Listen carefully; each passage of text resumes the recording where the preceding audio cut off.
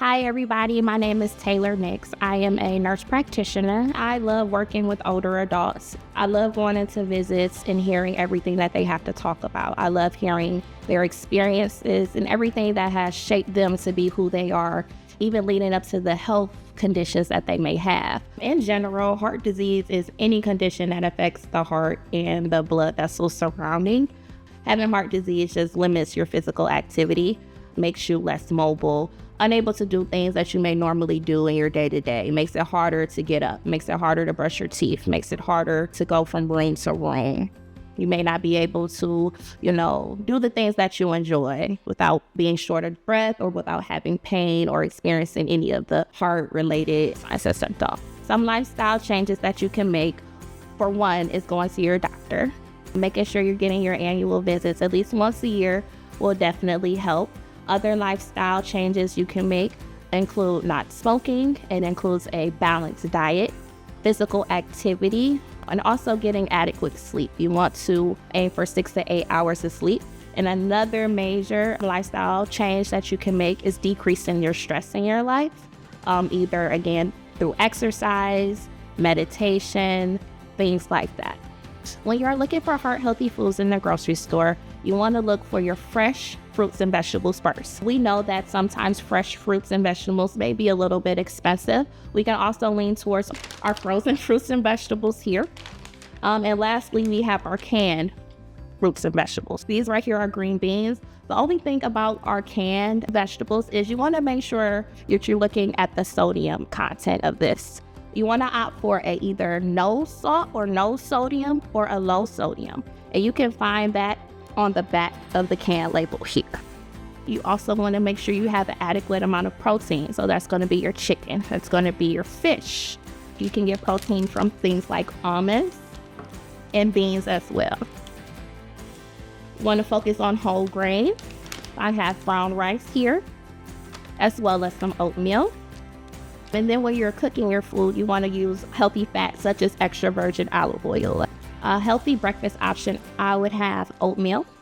And with my oatmeal, I would chop up some fresh fruit, either berries such as strawberries, blueberries, those are good. Apples, Cheerios, also a great breakfast option.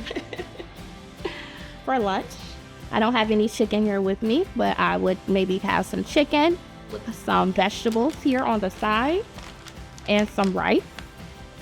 Good snack, nuts and fruit, great snack. For dinner, I will also, same as lunch, again, a nice healthy protein. So I had chicken for lunch. I may want to have fish for dinner, such as the salmon.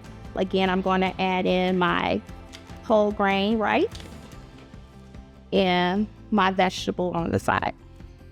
Dessert, we can still have dessert. I know we all love dessert.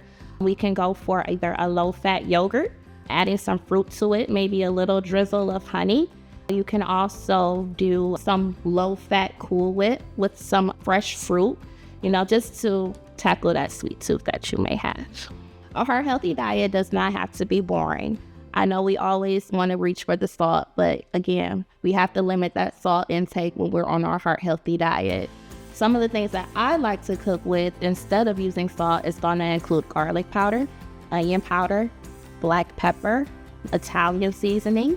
We want to make sure that we avoid processed food. Another thing that we want to avoid is anything with any added sugar. A big one is going to be pop. Another big one for our heart-healthy diet that we want to avoid are things that have a lot of trans fat in them. Having our meals prepped is going to be important. It's going to help us avoid reaching for the things that may not be so good for us. Maybe you want to prepare a couple of those meals earlier in the week that you can put in your fridge, so that's easy when you've had a long day. You can just grab those and go. If you're feeling hungry throughout the day, sometimes it's not always good to just reach for snacks. Maybe drink some water instead. Good water intake may fight those cravings that you may be having. So when it comes to our heart-healthy diets, you're going to want to make sure that we're holding ourselves accountable. It's going to be important to let your family know that this is the diet that is going to be best for you, so you guys can all participate together. Everybody can hold themselves accountable. Make a list, make a diary. Don't just go blindly grocery shopping. List out exactly what you need as far as your food goes. Write down what you're going to eat for dinner, and that'll go along with that meal prepping that we talked about earlier, so you know exactly what to eat and when. Heart healthy food does not always have to break the bank. When you're doing your shopping, you can opt for generic names or store brand names instead of the brand names, because those may be a little bit more expensive. Looking for those weekly ads is going to let you know what's on sale that week. Couponing is another big one. Looking your local papers for different coupons. Sometimes those weekly ads have different coupons. Check your mailbox. You may find coupons in there. And also, you can track coupons on the different apps that some of these local stores or grocery stores may have. Lastly, or another thing I would like to mention is buying in bulk. Buying in bulk is going to save you a lot of money, prevent you from breaking the bank, especially on those non-perishable items, those canned goods, those whole grains, things with a little bit longer expiration date, so you can store those on your shelves. Don't let being diagnosed with heart disease discourage you. Remember that you are not alone in your heart disease journey. You can always talk to your healthcare provider about the things that you're going through.